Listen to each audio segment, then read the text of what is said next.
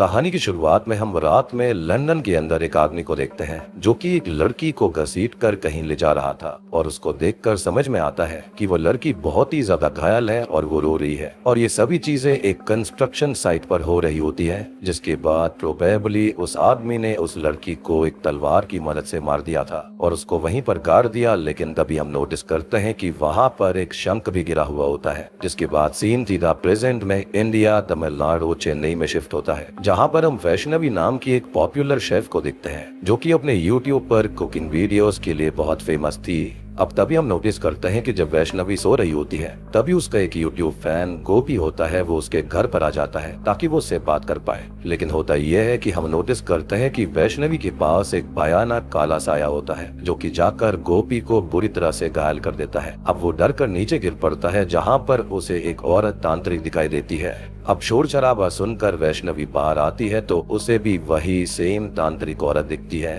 और वो वैष्णवी को देखकर ये कहती है कि वो तुम्हें ही ढूंढते हुए आ रही है और तुम्हारे शरीर की उसे जरूरत है। जहाँ पर आगे जाकर वो औरत गायब हो जाती है। अब वैष्णवी को समझ में नहीं आता कि उस औरत ने क्या कहा था और फिर वो उस बात को भूल भी जाती है। ऑब्वियस सी बात है कि अगर आपसे रैंडमली कोई ऐसी बातें करता है तो आप उसको बेवकूफ समझकर उस बात को इग्नोर ही करते हैं। अब अगले दिन वैष्णवी के पास उसकी फ्रेंड अंबुजा आती है जो कि उसे रोते हुए बताती है कि उसका बॉयफ्रेंड कॉटन उसे इग्नोर कर रहा है, शायद वो अब उससे शादी नहीं करना चाहता और शादी की डेट्स भी फाइनल हो गई थी। जिसके बाद वैष्णवी कॉटन से बात करने जाती है जहाँ पर उसको पता चलता है कि कॉटन अंबुजा से शादी तो करना चाहता है लेकिन कॉटन को खुद की जॉब को लेकर एक बहुत बड़ी दिक्कत है। इसी वजह से वो अंबुजा को धोखा देकर उससे शादी नहीं करना चाहता। असल में कॉटन ने कुछ ही समय पहले लंदन में एक शेफ की वैकेंसी के लिए फॉर्म भरा था जिसके लिए उसने वैष्णवी के बेस्ट डिशेस की रेसिपीज को उसकी यूट्यूब वीडियो से चुरा कर उस वैकेंसी के लिए फॉर्म भर दिया, जिससे कि अब कॉटन को लंदन में उस वैकेंसी के लिए सेलेक्ट तो कर लिया गया है लेकिन उसे खाना बनाना नहीं आता है। और उससे भी ज्यादा टेंशन वाली बात यह है कि ऐसा ही कुछ कॉटन के एक दोस्त ने भी लंदन में जॉब पाने के लिए किया था, जहाँ पर जब उसके बॉस को इसके बारे में पता चला तो उसने उसे जेल में डाल दिया था। ऑब्वियस ही बात है धोखाधड़ी के केस में। इसलिए कहते हैं कि अपने रेज्यूमे के ऊपर वही स्किल्स लिखो जो आपको आती है, अदरवाइज आपको दिक्कत हो सकती है। अब इसलिए कॉटन ये चाहता है कि वो पहले सेटल हो जाए और फिर अंबुजा से शादी करे। अब वैष्णवी इस प्रॉब्लम के सॉल्यूशन के लिए ये रास्ता निकालती है कि वैष्णवी कॉटन के साथ उसकी असिस्टेंट शेफ के तौर पर लंदन आएगी और 1 महीने उसके साथ रहकर सभी काम करते हुए उसे भी काम सिखा देगी, जिससे कि कॉटन की जॉब भी वहाँ पर कंफर्म हो जाएगी और फिर वैष्णवी वहाँ से लौट आएगी। ये बात कॉटन को बिल्कुल सही लगती है और फिर वो अंबुजा से शादी करने के लिए मान जाता है। जिसके बाद में कॉटन और अंबुजा की शादी हो जाती है और फिर कुछ ही दिनों के बाद में ये दोनों लंदन के लिए निकल जाते हैं, जहाँ पर इनके साथ वैष्णवी की सेफ्टी के लिए उसके मामा बाल्की भी साथ थे और उन दोनों के साथ भी वो लंदन आ रहे होते हैं। अब आगे लंदन पहुंचकर ये सभी वैष्णवी के फ्रेंड गणेश और उसकी वाइफ मधु से मिलते हैं और उन्हीं के घर पर रहने का फैसला कर लेते हैं। उसी रात वैष्णवी को ऐसा लगता है कि उसकी विंडो के बाहर कोई है और जब वो बाहर देखने जाती है तब उसे वहाँ पर कुछ दिखाई नहीं देता, बट एज अ व्यूअर हम उसके पीछे एक आत्मा या फिर परछाई को देखते हैं जो कि उसके साथ इंडिया में भी थी, जो कि उससे कुछ कहना चाहती थी लेकिन इसके बाद वो गायब हो जाती है। और जैसा कि मैंने आपको शुरुआत से ही बताया था कि एक काले साये को हम वैष्णवी के पास बार बार देख पा रहे थे जो कि शायद से वैष्णवी से किसी तरह की हेल्प चाहती थी। अब अगले दिन वैष्णवी, कॉटन और बाल्की तीनों उस होटल में जाते हैं जहाँ पर कॉटन की जॉब लगी थी और वो वहाँ पर बाल्की को भी असिस्टेंट शेफ की तरह रख लेता है। जिसके बाद उन्हें एक केक बनाने के लिए कहा जाता है जिसमें वैष्णवी केक बनाते हुए कॉटन और बाल्की से हेल्प मांग रही होती है और दोनों उसकी केक बनाने में हेल्प कर रहे थे। जहाँ पर बीच में होटल के ओनर को ऐसा लगता है कि जैसे वैष्णवी कॉटन को इंस्ट्रक्शंस दे रही है और कॉटन को कुछ नहीं आता, पर तभी कॉटन ऐसे नाटक करने लगता है कि वो वैष्णवी को इंस्ट्रक्शंस दे रहा था और इससे ओनर को ये लगता है कि सब कुछ नॉर्मल है। अब आगे एक दिन काम करते हुए होटल में संदीप नाम का एक लड़का आता है जिसे थोड़ी सी मिसकम्युनिकेशन की वजह से वैष्णवी और उसमें बातें होने लगती है और संदीप वैष्णवी को पसंद करने लगता है। संदीप वैष्णवी के चैनल को भी फॉलो करता था और आगे कुछ मीटिंग्स के बाद वैष्णवी भी उसको पसंद करने लगती है। तभी वैष्णवी को पता चलता है कि संदीप के पेरेंट्स का डिवोर्स हो चुका है और वो अपनी माँ के साथ रहता है। इसी दौरान जब वैष्णवी एक दिन मधु के साथ बाहर घूम रही होती है तब एक और औरत वैष्णवी को देखकर उसके पीछे भागने लगती है, ये कहते हुए कि मोहिनी मेरी बेटी रुक जा। लेकिन वैष्णवी उस औरत की आवाज नहीं सुनती और वहाँ से चली जाती है। अब आगे के दिनों में वैष्णवी और सभी लोग बोट करके एक रिवर में घूमने जाते हैं, जहाँ पर घूमते हुए मधु के हाथों से उसका ब्रेसलेट नदी में गिर पड़ता है। अब वैष्णवी फिर एक बड़े से हुक की मदद से उस ब्रेसलेट को नदी से बाहर निकालती है, जिससे फंसकर एक शंख भी ब्रेसलेट के साथ बाहर आ जाता है। और आपको याद होगा कि शुरुआत में भी हमने ये शंख देखा था, यानी कि उस कब्र के ऊपर जहाँ पर किसी को गाड़ा गया था। अब वैष्णवी उस शंख को अपने पास रख लेती है और इसी शंख को मैंने जैसे बताया कि मूवी की शुरुआत में दिखाया गया था, जहाँ पर उस लड़की को मारा गया। अब तभी हुक से कट लगकर वैष्णवी की उंगली से खून निकलने लगता है, जिसको साफ करने के लिए वो अपनी उंगली को नदी के पानी में डाल देती है, जिससे कि उसका खून नदी के पानी में मिल जाता है। उसी वक्त हम देखते हैं कि नदी के अंदर एक कंकाल होता है, जो कि खून के संपर्क में आने से उसमें अचानक से बदलाव आने लगता है। शायद से जिस आत्मा को हमने पहले देखा था वो इसी कंकाल से जुड़ी हुई थी। अब वैष्णवी आगे उस शंख को अपने घर पर लेकर जाती है और उसे मंदिर के अंदर रख देती है, जहाँ पर उसी रात वैष्णवी को छोड़कर सभी को घर के अंदर डरावनी चीजें होते हुए दिखती है, लेकिन आगे उसे वो अपना वहम मान लेते हैं। अब अगले दिन पूजा के समय वैष्णवी उस शंख को बजाती है और तभी उस स्केलेटन से एक आत्मा आकर वैष्णवी को अचानक से पदस कर लेती है, जो कि सभी के सामने नॉर्मल एक्ट करती है, लेकिन आगे वो अकेले उसी नदी पर जाती है। तब हमको पता चलता है कि उस लड़की को जिसकी आत्मा ने इस वक्त वैष्णवी को पलस करके रखा है, उस लड़की को मारकर इसी नदी में फेंक दिया गया था। लेकिन ये लड़की कौन है, इसे क्यों मारा गया था और शंख का क्या सीन है, ये कंकाल किसका है, इसके बारे में हमें आगे पता चलेगा।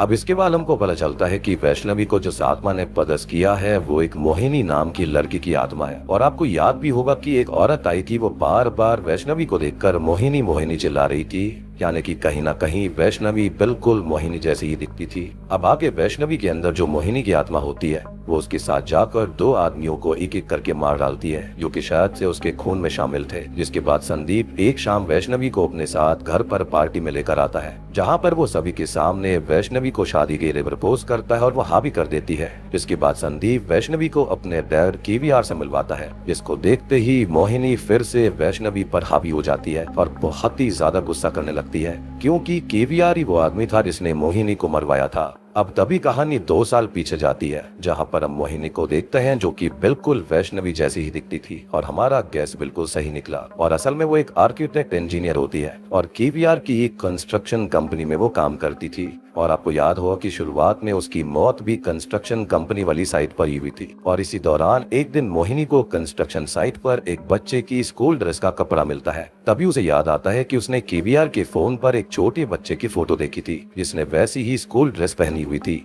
यानी कि ऐसा हो सकता है कि शायद उस बच्चे को या फिर किसी और वजह से उसे यहाँ पर लाया गया होगा। इसी शक में मोहिनी केवीआर के असिस्टेंट का पीछा करती है और उसको पता चलता है कि केवीआर अपने असिस्टेंट के जरिए बच्चों को किडनैप करके उन्हें स्मगल किया करता था, यानी कि कंस्ट्रक्शन की आड़ में उसका असली धंधा यही था। और साथ ही साथ वो उनमें से कुछ बच्चों को अपनी ही कंस्ट्रक्शन साइट के ऊपर जिंदा दफना दिया करता था। अब आप ये सोचोगे कि आखिर केवीआर ऐसा क्यों करता था, तो इसका जवाब ये है कि असल में वो एक अंधविश्वासी था। उसे ऐसा लगता था कि बच्चों की कंस्ट्रक्शन साइट पर बलि देने से वहाँ पर कंस्ट्रक्शन अच्छे सी होगी और उसको बहुत ही ज्यादा प्रॉफिट होगा। अब तभी मोहिनी को ये समझ में आता है कि असल में उसने साइट पर जिस बच्चे का यूनिफॉर्म देखा था उस बच्चे को असल में वहीं दफनाया गया था और इसी सीन को हमने मूवी की शुरुआत में भी देखा था। मोहिनी को अब ये सच पता चल जाता है और वो पुलिस ऑफिसर्स को सब कुछ बता देती है, जिसके बाद किडनैप हुए बच्चों को बचा लिया जाता है और केवीआर के साथ उसके सभी चाइल्ड स्मगलिंग गैंग मेंबर्स को भी अरेस्ट कर लिया जाता है, जहाँ पर उस साइट पे से उस बच्चे की डेड बॉडी निकाल ली जाती है। लेकिन तब भी केवीआर अपने पॉलिटिकल कनेक्शंस का इस्तेमाल करके कोर्ट से बिना किसी पनिशमेंट के छूट जाता है।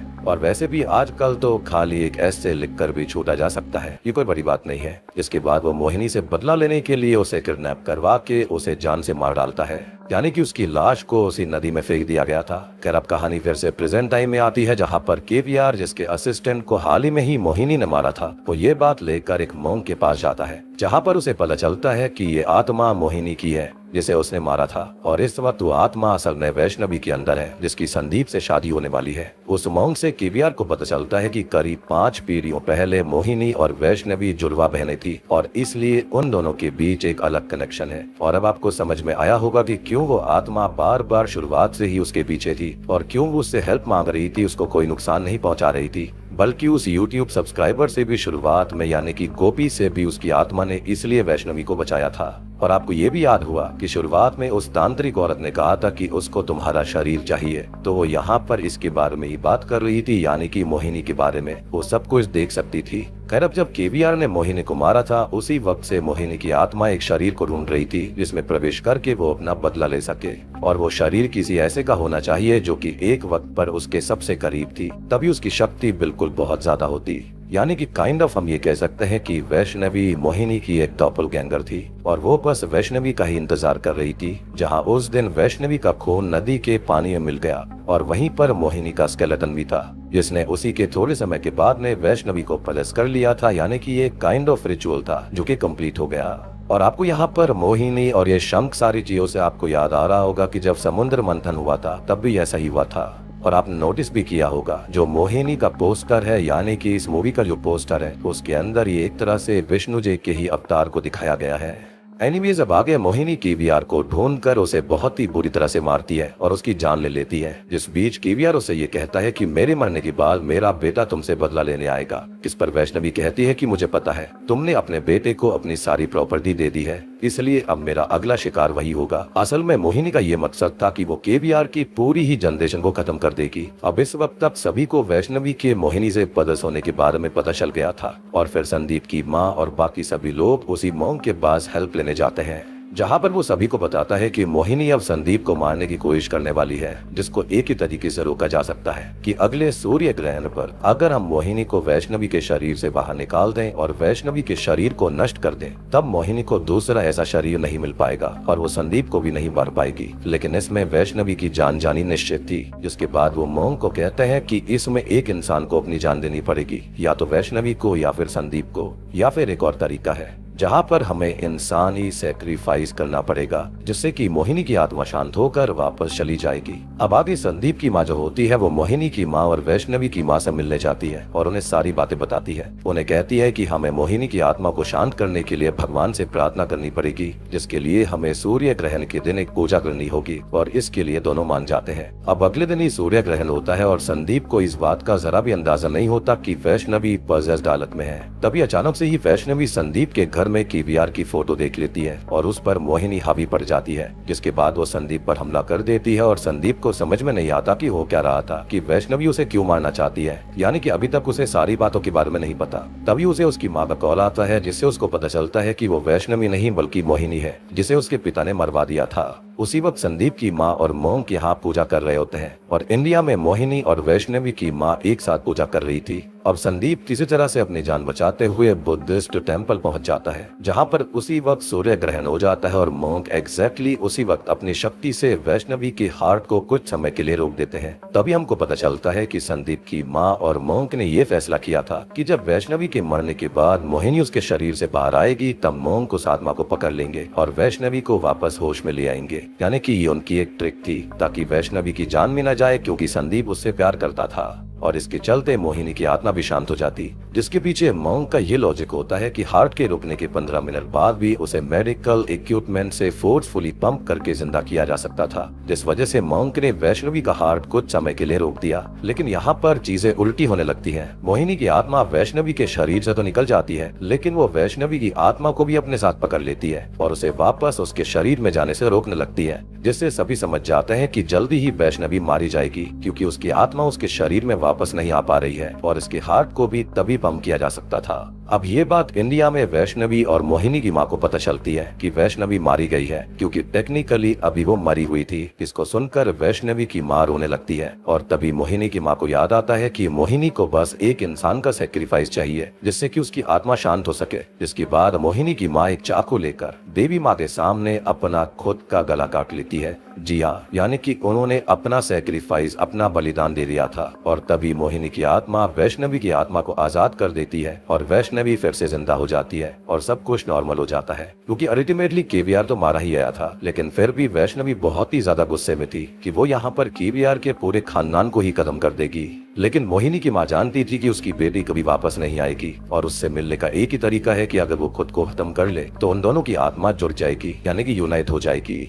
अब मूवी की एंडिंग सीन में हम मोहिनी की आत्मा को नेहा नाम की एक छोटी बच्ची के शरीर में आते हुए देख पाते हैं। जिसे उसका स्कूल बस ड्राइवर गंदे तरीके से छूने की कोशिश कर रहा था और मोहिनी तभी उसे रोक लेती है। और मेरे ख्याल से यहाँ पर अब तक के लिए तो मोहिनी की आत्मा शांत हो गई थी, लेकिन अगली बार जब भी कुछ गलत होगा वो फिर से आती और शायद से नेहा भी किसी न किसी तरह से मोहिनी से किसी जन्म में जुड़ी हुई होगी, तभी तो उसकी आत्मा उसके अंदर आ पाई। और ये बात श्योर है कि मोहिनी अब किसी भी बच्चे के साथ ने कुछ भी गलत नहीं होने देगी और यही उसका मकसद था। भगवान विष्णु की कृपा से उसका यही मकसद इस धरती पर रहने वाला था।